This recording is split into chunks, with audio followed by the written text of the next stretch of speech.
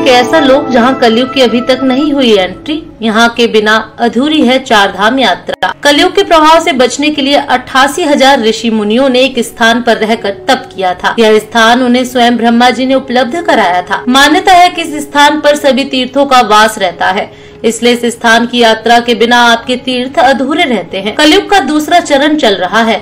हर जगह कलयुग का प्रभाव देखने को मिलता है, लेकिन धरती पर खासकर भारत में एक ऐसी जगह है जहां अभी तक कलयुग का प्रभाव नहीं पहुंचा है। आज हम आपको ऐसी जगह के बारे में बताने जा रहे हैं जिसका इतिहास बहुत ही प्राचीन है।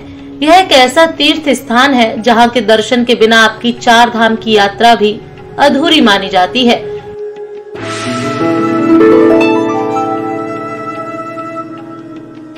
इसे इस पावन भूमि का महान तीर्थ बताया गया है। इसे तीर्थों में तीर्थ कहा गया है। पाताल भुवनेश्वर के अलावा नैमिषारण्य ही एकमात्र ऐसा क्षेत्र है जहां 33 करोड़ हिंदू देवी देवताओं का वास माना जाता है। हिंदुओं के लिए नैमिषारण्य को सभी तीर्थ स्थानों में सबसे पहला और सबसे पवित्र होने का खिताब भी प्राप्त है।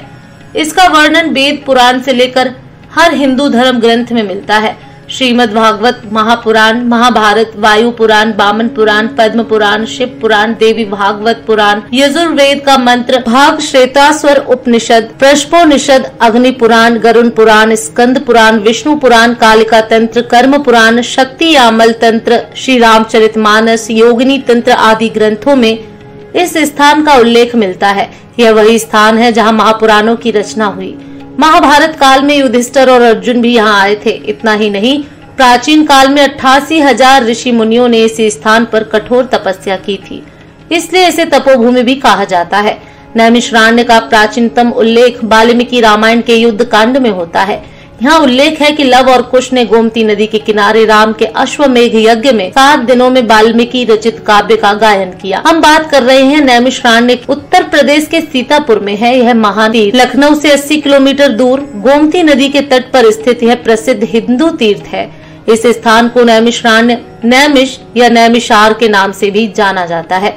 नैमिष यानी निमिष किंबा निमेष तथा आरण्य यानी अरण्य अर्थात वन क्षेत्र, परमात्म तत्व का क्षेत्र कहा जाता है कि ब्रह्मा जी ने खुद भी इस स्थान को ध्यान योग के लिए सबसे उत्तम बताया था। इस स्थान के मुख्य आकर्षण की बात करें तो इनमें चक्र तीर्थी भूतेश्वर नाथ मंदिर, व्यास गद्दी, हवन कुंड, ललिता देवी का मंदिर, पंच प्रयाग शेष मंदिर, हनुमान गढ़ी, शिवाला भैरव जी मंदिर, पंच पांडव मंदिर, पंच पुराण मंदिर, माँ अन्नदमयी आश्रम, नारदानंद सरस्वती आश्रम, देवपुरी मंदिर, रामानुज कोट, रुद्रावर्त आदि शामिल हैं। नैमिषारण्य स्टेशन से लगभग 1 मील दूर चक्र तीर्थ सरोवर है। यह एक बड़ा गोलाकार जलाशय है। घेरे के चारों ओर बाहर जल भरा रहता है जिसमें श्रद्धालु स्नान करते हैं। जल में चलते हुए इस गोल चक्र की परिक्रमा भी करते हैं। जल के भरे हुए घेरे के बाद चारों ओर सीढ़ियां बनी हुई हैं। यहाँ विभिन्न देवी देवताओं के मंदिर है। मुख्य मंदिर भूतनाथ महादेव का है। चक्र तीर्थ के बारे में कथा प्रचलित है कि एक बार 88,000 ऋषि मुनियों ने ब्रह्मा जी से निवेदन किया कि जगत कल्याण के लिए उन्हें तपस्या करनी है और तपस्या के लिए दुनिया में सर्वश्रेष्ठ, पवित्र, सौम्य और शांत भूमि के बारे में बताएं। यह घटना महाभारत के युद्ध के बाद की है। ऋषि मुनि कलयुग के प्रारंभ को लेकर भी चिंतित थे। ब्रह्मा जी ने अपने मन से एक चक्र उत्पन्न करके ऋषियों से कहा कि इस चक्र के पीछे चलते हुए जाएं। जिस भूमि पर इस चक्र का मध्य भाग यानी नेमी खुद गिर जाए तो समझ लेना कि पृथ्वी का मध्य भाग वही है। ब्रह्मा जी ने यह भी कहा कि वह स्थान कलयुग के प्रभाव से मुक्त रहेगा। कहा जाता है कि इसी स्थान पर चक्र का नेमी गिरा था, जिस वजह से इसका नाम नैमिषारण्य पड़ा और यह जगह चक्र तीर्थ कहलाई। यह भी कहा जाता है कि नैमिषारण्य वो स्थान है जहाँ पर ऋषि दधिच ने लोक कल्याण के लिए अपने दुश्मन देवराज इंद्र को अपनी अस्थियां दान की थी। ऐसी मान्यता है कि इस परम पवित्र भूमि के दर्शन बिना सभी तीर्थ अधूरे रहते हैं। 84 कोस की परिक्रमा, नैमिषारण्य की परिक्रमा भी की जाती है। यह 84 कोस की परिक्रमा है। परिक्रमा हर साल फागुन मास की अमावस्या के बाद की प्रतिपदा तिथि से शुरू होकर पूर्णिमा तक चलती है। यहाँ पंच प्रयाग नाम से एक पक्का सरोवर है। सरोवर के किनारे अक्षय बट नामक वृक्ष है। नैमिषारण्य में व्यास शुकदेव का मंदिर है। मंदिर के बाहर व्यास जी की गद्दी है। यहाँ दशाश्वमेध टीला पर एक मंदिर में श्री कृष्ण और 5 पांडवों की मूर्तियां हैं। यहीं पर 4 धाम मंदिर भी हैं। महर्षि गोपाल दास जी के द्वारा स्थापित जगन्नाथ धाम, बद्रीनाथ धाम, द्वारिकाधीश धाम और रामेश्वर धाम के मंदिर हैं।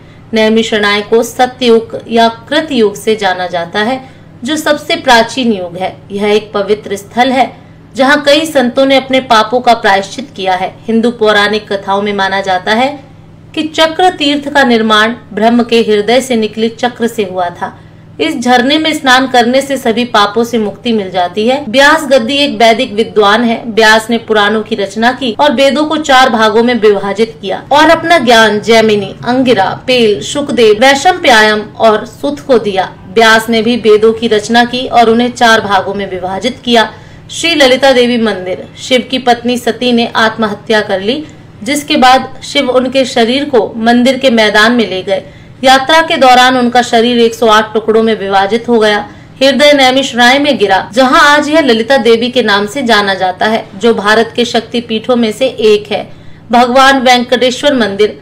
जैसा कि नाम से पता चलता है, यह मंदिर भगवान वेंकटेश्वर को समर्पित है और यह विशेष रूप से आंध्र प्रदेश से बड़ी संख्या में भक्तों को आकर्षित करता है। उन तीर्थ यात्रियों को समायोजित करने के लिए जो मंदिर के मैदान में रात भर रुकना चुनते हैं, मंदिर में अपने मैदान के अंदर आवास प्रदान किया है। दधीची कुंड। देवताओं के शासक इंद्र ने ऋषि दधीची से अपील की कि वे अपनी हड्डियां दे दें ताकि वह राक्षस वृत्रासुर को मार सकें और दुनिया को बचा सकें। उन्होंने स्वीकार किया, लेकिन केवल एक शर्त पर।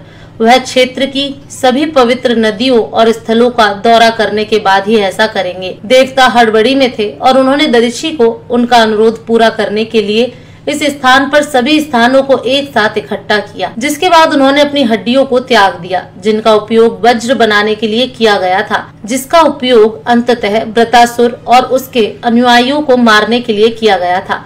इस कुंड में स्नान करना भारत के सभी पवित्र स्थानों में स्नान करने के बराबर माना जाता है।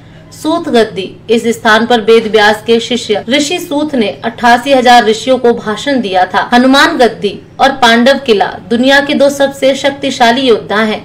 हनुमान द्वारा अभिरावण के वध के बाद राम और लक्ष्मण को रिहा कर दिया गया और वे इस स्थान से दक्षिण की ओर जाने में सक्षम हुए। पांडव किला वह स्थान है जहाँ पांडवों ने अपने कर्म के तहत तपस्या की थी। भगवान राम, लक्ष्मण और सीता की मूर्तियों वाले एक पुराने मंदिर द्वारा चिन्हित यह स्थान 10वें अश्वमेघ यज्ञ का स्थल था, जो इस दिन भगवान राम द्वारा आयोजित किया गया था। स्वयंभू मनु और सतरूपा। यह वह स्थान है जहाँ स्वयंभू मनु और सतरूपा ने भगवान नारायण के जन्म का आशीर्वाद पाने के लिए 23,000 वर्षों तक तप किया था। दोस्तों, आपको ये जानकारी कैसी लगी कृपया कमेंट करके जरूर बताएं। वीडियो पसंद आया हो तो लाइक करें और ऐसी ही और भी बहुत सारी कहानियों को सुनने के लिए चैनल को सब्सक्राइब जरूर करें।